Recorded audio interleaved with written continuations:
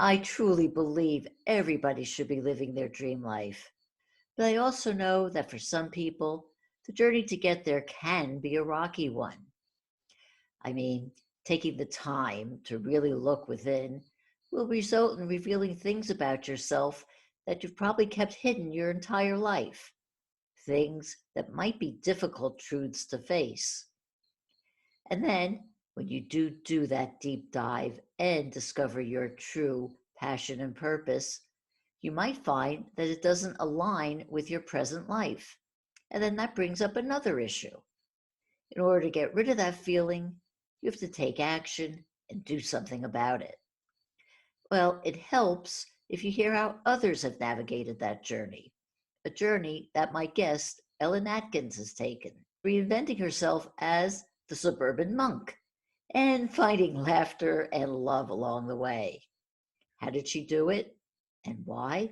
Well, let's find out. Welcome to the Dream Power Show, Ellen. I'm excited to be here. Well, Ellen, like I said, you woke up one day with that nagging feeling in your heart that something was quite missing from your life. Can you tell us what you did next? So I actually went from being a CPA in the corporate world for 30 years. I was also a mom of three sons. Um, and it just seemed crazy that I would give up 30 years of a career. And I didn't hate it. And the day went fast and I made good money. There was nothing logical about quitting. Um, but there was this nagging feeling in me, and I kept hearing the words, but Ellen, if you get to the end of your life and you didn't have the courage to see what else was out there, to everybody else, I would have had the dream life. I had a good marriage, had my kids, and just there was a lot about my life that people would think, oh, she had a great life. But I would know deep inside that now what I call, I didn't answer the call, like in the hero's journey.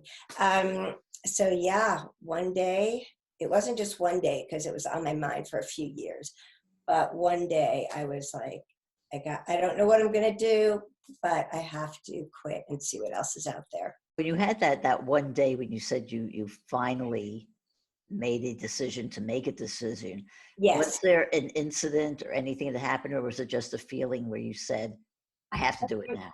You know what happened is, well, I had quit 2 years earlier, and my boss and I got along great. And she's like, I'm not letting you quit. Just work from home. Don't be so compulsive. And obviously, I didn't have to listen to her, but I thought, okay, let me try that. And then I turned 50. 2 years went like that.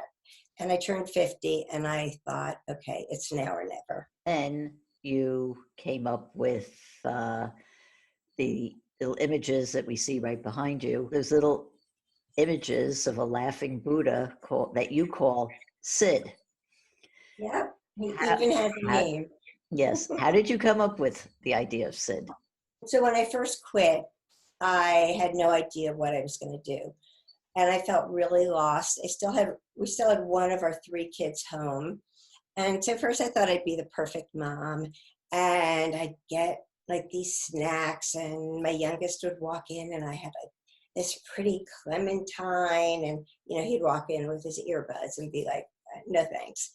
So that didn't go over very well. And I tried different things, and I started feeling really lost, and I knew it would be hard. And so then my goal became, you need to get yourself happy again.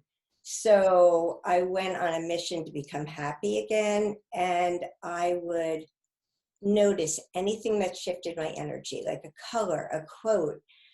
I would tape them all over the walls. I didn't know about Pinterest then. In fact, a niece came over and said, Auntie Ellen, don't you know about Pinterest? Because I had things all over the wall. And it actually led me to Laughing Monk statues, because I was like, oh, these are cool. And I ordered one. It was like really big. And I fell in love with it. I would dress it up. I would duct tape affirmations. So I'd get up in the morning, kind of depressed, getting my coffee, which I don't drink now, It's so funny to say that. And there he would be with a mop on his head, like a duct tape, sunglasses, and I would crack up. So I ordered so many of them, and I would put them all around the house and different messages. And my kids were like, Dad, should we be worried? My dad and my husband was like, I don't know, she seems happy. And the time would fly back. I forgot that I was like lost and a little uncomfortable. And yeah, and one thing led to another. And I thought, if I was going to make a statue, I wouldn't have his arms touch, because I love to dress them up. Look at his feet. I would. I just love putting socks on with affirmations. I have a hole so I could have a flag. Yeah, one thing led to another. When you had this transformation in your life, how Yeah. did it affect your family? I mean, were they on board with it? What I first did, I cleared out the Xbox room and I bought a meditation cushion. So I had like a little altar and a meditation cushion. If I could sit for 2 minutes, I thought that was a good thing. And I started reading all these books, like anything spiritual or metaphysical. And that is when I didn't understand it, but this huge transformation was going on. My husband always said, I have a great husband, and he always said he just wanted me to be happy. If I wanted to quit, like he just wanted me to be happy. And so one of the three boys was a little, like I had to rein it in a little with like my past lives. Like, honey, I was a princess and you were my bodyguard. And he's like, so I had to rein it in a little bit. He wasn't But ready for that. yeah, as I was singing, because I love you. But then the two did go off to college. So the youngest one was fine with it. He was in his own world. He was a teenager. So yeah. I mean, my husband saw the whole thing. And actually, when I finally turned the corner, he just was so proud of me. He didn't know how it was going to turn out. I didn't know how it was going to turn out. If somebody had told me at corporate, oh, don't worry, you'll be fine. You're going to create this company called the Suburban Monk, whose mascot is this like happy little guy with thumbs up, I would have been like, I wasn't one of those creative types. So I would have been like, yeah, I don't think so. So do you think it helped your marriage? We had a good marriage, but it definitely helped because, I mean, he liked both of me. He has said, I'm totally married to a different person. But he said to me the other day, he said, what I love is you're always finding new things to expand. Because I now believe, like, we're here to learn lessons. We're here to keep doing new things. I don't believe in age. I just never stop creating. I love to create. I love doing new things. And he said, I love that about you. He said, I have a lot of friends whose wives, it's great. They're really happy, but they're, I don't know what you would have done. It's more exciting for him. You could see it in your face that, this has brought more joy into your life as well. And I want you to speak a little bit about, why joy is important for us, because there are so many people who just go through life with their heads bent down and feeling miserable, and I think that's life for them. I think joy is everything. I think we're put on this earth to feel joyful. And, when you can find one thing of joy, it also gives you hope. And hope is everything also. And, I thought I was happy. I liked my job. But I was always I was just like always going. Like during the week, who was getting one kid to this, like it was crazy raising three kids, both working full time. Weekends was travel soccer. And but I thought I was happy. But when I quit, what was really interesting and a little I get a little embarrassed to say it. I actually didn't know it made me happy. I just was such a type A Virgo, like CPA accountant. I mean, for Hebrew school, I had an Excel spreadsheet and everybody knew what the snack was of the day. I mean, I was just, and if you asked me, was I happy? I would say yes. But when you make the shift, um, you, it's hard to explain until you've done it, but it's everything. Like, why? Yes, we're here to learn lessons. Yes, we're here to be a good mom if that's our path. But when we're joyful, I think we actually uh, create joy in everybody around us. I think joy heals. Then now that you found your mold maker, you had these SIDS developed, and you decided to market SID out to the world.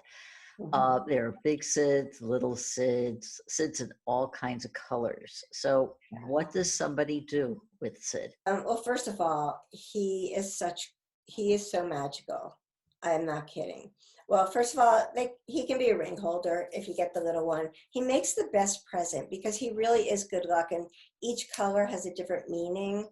Um, I have had so many stories of just how powerful he is. And at the very least, if you don't believe in that whole world, just try and look at him and not smile. And even to me, smiling, it changes your whole vibration. Um, so I just think he's the best gift for $25. He comes beautifully packaged.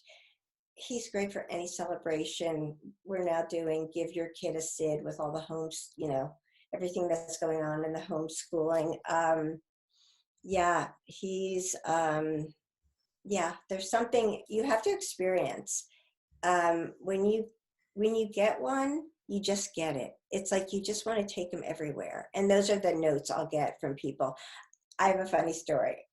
Yeah, I Do wanted to ask you that, so, because you have gotten reactions from all over the world. So yeah, yeah, share, share, share. he's all over the world. But so every so often, my husband will be like, "Honey, we need to have the money talk." And I said, "Can you just give me notice? Like, you'll come home." And so he emailed me that day. He's like, "Yeah, we need to have the money talk." And I'm like, "Oh, here we go again, the money talk." So he's in the kitchen, I don't know, cooking, and I'm going through the mail, and he's like, "So, like, what do you think you're going to be spending next year?" And all of a sudden, it was around Valentine's Day. I see this card, and I open it up, and somebody made me. I should have brought it. Somebody, it's on Instagram. Somebody made me the most beautiful card. It had a pink SID. It looked like he was an angel because it had like wings. That was just a reflection. And I opened it up, and she wrote me this whole letter that now she's a cancer survivor. I'm like, "Honey, you have to read this." She took him to every appointment, and she really believes that he was her magic charm. How can people find out more about you and about SID? My website is thesuburbanmonk.com. I'm all over social media, so it's all at thesuburbanmonk.com. We've been speaking with Ellen Atkins all about SID.